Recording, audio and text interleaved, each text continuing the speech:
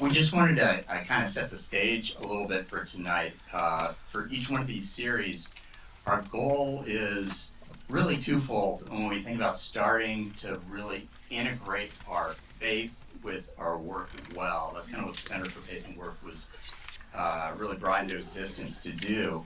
And two things that are key to getting started in that journey is to understand well that everyone in this room, first of all, is created in the image of God.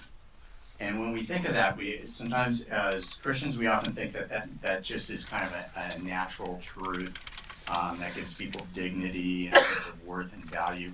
But a lot of times we limit what we mean by that in ways that limit our vision for what God wants us to be about in the world.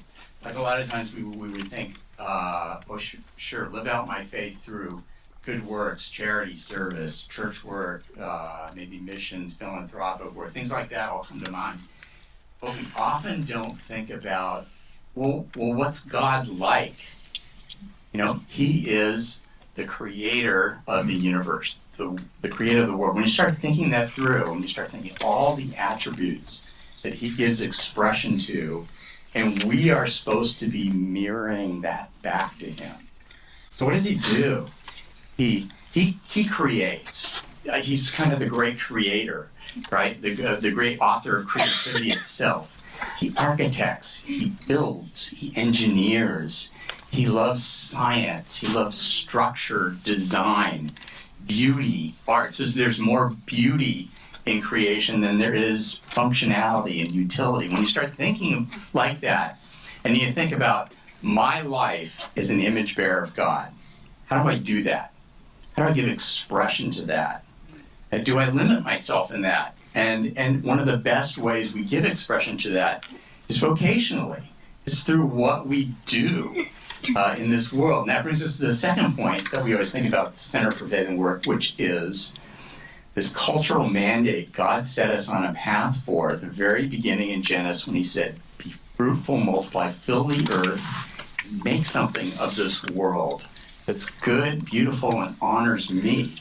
Do something with this. We're actually called into the world to develop it, serve it, beautify it, make it a place for human flourishing, for life, honor God through all that. You put all that together, and then there's this mission of God that we're actually called into, especially vocationally, with what we do with our life, to serve God. And this all happens and develops this theology of work and this path for discipleship that sets us on a trajectory. And of course, you know, the Bible doesn't stop there. We immediately have the fall and this path of redemption and the work of Christ.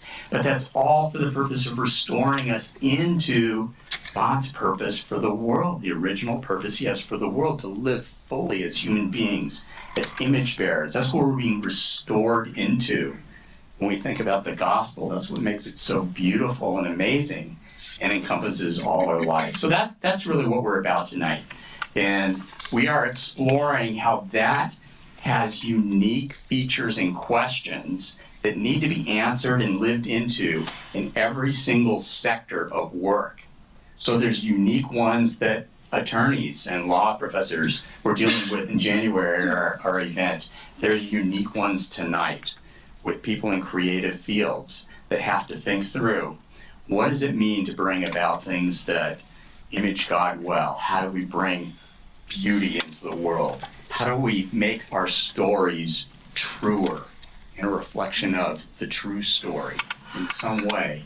How do we use practices of creative design and things that inspire imagination and capture all our senses in the way that we communicate? How do we do those in ways that honor God and honor the intent that He has for this world? So that's what we're here to hear about tonight. So we've invited guests to come speak into that and really given their lives to that kind of work and want to honor God with that tonight.